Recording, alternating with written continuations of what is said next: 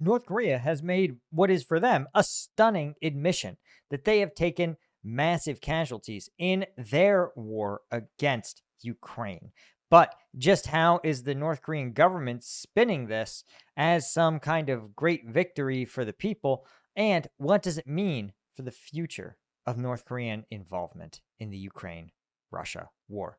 I'm Paul, U.S. Army combat veteran. Hit that subscribe button and let's go. Okay, so this is from the Korean Herald, but this has been widely reported. North Korean state media, always pretty opaque, has dropped a huge amount of glossy HD video showing Supreme Leader Kim Jong Un acknowledging at least 101 Korean army officers who were killed in the fighting in Russia. But what's fascinating is, at least to me, that not only is this acknowledged, and there's a little bit of some Korean gamesmanship here, right? North Korean kind of symbolic communist state stuff, but what's fascinating is how this is being spun to the Korean people.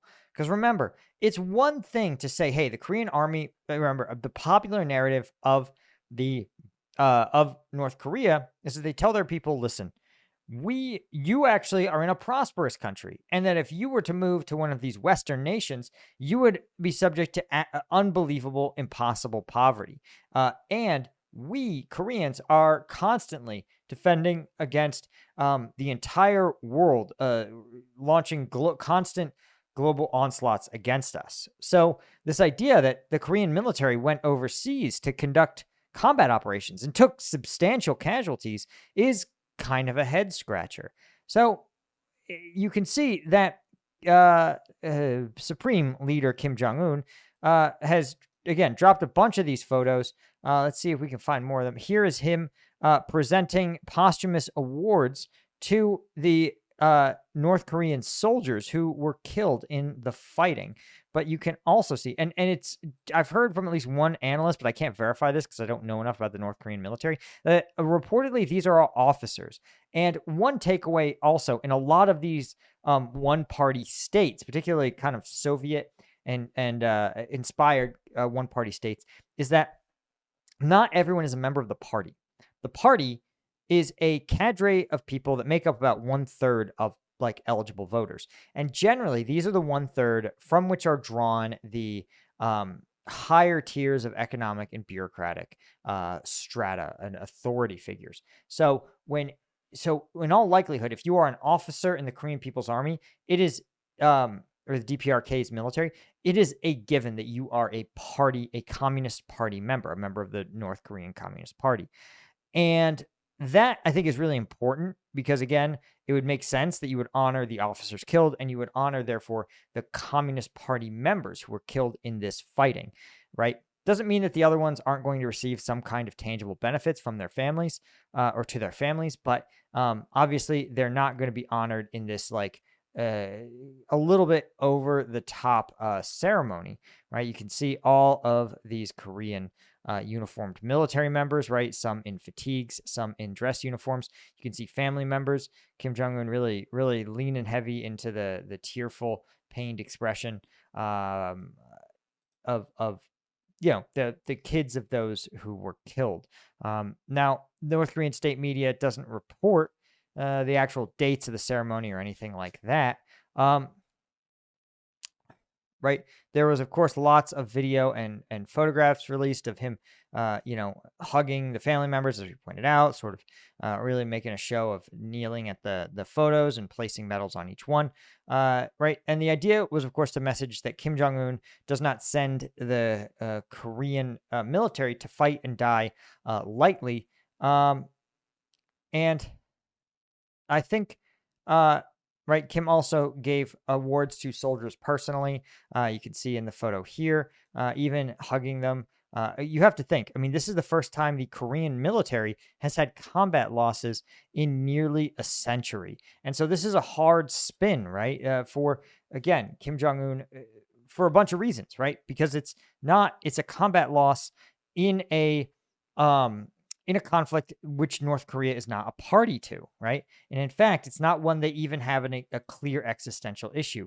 Instead, it's essentially a tit for tat. They are going to send soldiers, fighters to Russia who badly needs them, and in exchange, they receive high-tech military hardware like rockets and submarines from the Russians. So, again, as they point out, state media had exactly 101 portraits bearing the names of deceased soldiers.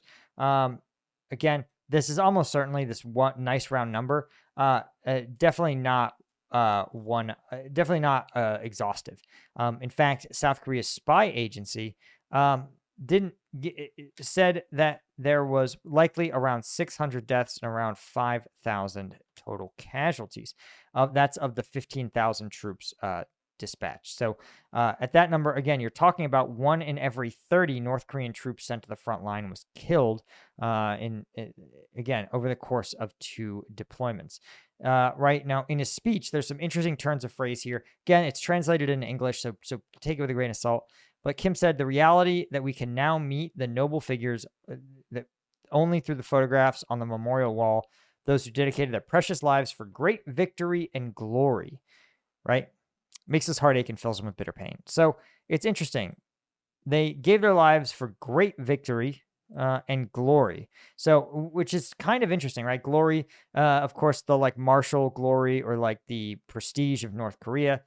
Great victory, again, towards victory, but not necessarily a victory in a war in which North Korea is a belligerent, right? He regrets not being able to protect their precious sons entrusted to us while their lives were still green and young. Right? He's pledged to establish a museum and a monument in Pyongyang to honor the participating soldiers. Now, here's what's interesting. In his speech, Kim hailed, quote, the victorious conclusion of overseas military operations, implying that it's over. But he also referenced an ongoing troop deployment, saying the fighters who, even at this moment, are faithfully carrying out their missions with full devotion to the orders of the fatherland. So, this is very interesting. Now, this is this statement about mission with full devotion to the orders of the fatherland. Again, the way it's translated does not necessarily mean that they are deployed overseas, right? Because again, if you are a member of the North Korean military simply guarding the DMZ, you are still technically faithfully carrying out your mission with full devotion to the orders of the fatherland. So, and again, saying the overseas military operations have concluded is also pretty interesting, that it's not clear that that's the case, right? Now, Kim underscored that the participation in this war is confirmation that the North Korean army has always been fully prepared for war, labeling their participation as the most rigorous verification in its 70-year history, which is also a fascinating cope to say, listen, by participating in this operation, we have proven and verified that we've always been ready for war, which is all like almost accurate, right? Because the reality is that the North Korean troops entered the war and it was kind of a disaster, but they learned and adapted and ended up implementing the Russian tactics and in fact introducing some of their own, right? For example, their willingness to shoot down FPV drones using a decoy, so that sort of triangular decoy fighter and 2-shooter method, which I was a huge skeptic of. I thought that was pretty insane, but lo and behold, it actually seems to be a version of the most effective tactic. Now, obviously, for Ukrainians, they don't use a bait soldier, but they do rely on having soldiers with shotguns to take out approaching FPVs. So it actually wasn't that crazy. Now, Kim added, the key is to break the enemy's will to wage war in thoroughly preparing for war and guaranteeing victory, right? Which just means that we're always going to be ready and they won't attack you if you're ready enough for war, right? And of course, he called on the North Korean military to achieve an even more impeccable and overwhelming readiness against what he labeled a very grave and unpredictable security crisis created by the excessive use of military power, which is also interesting because, this is... this could almost be interpreted. This isn't actually stating that like they're friends with Russia. There's an actual lack here of some of these quotes of an acknowledgement of backing up your ally in Russia, which is fascinating. But I think there's also an element of like, they may not be sure how long their relationship to the Russian Federation is going to last. And therefore, I think he's less likely to say, hey, we did this to back up an ally. But there's also a sort of a lot more.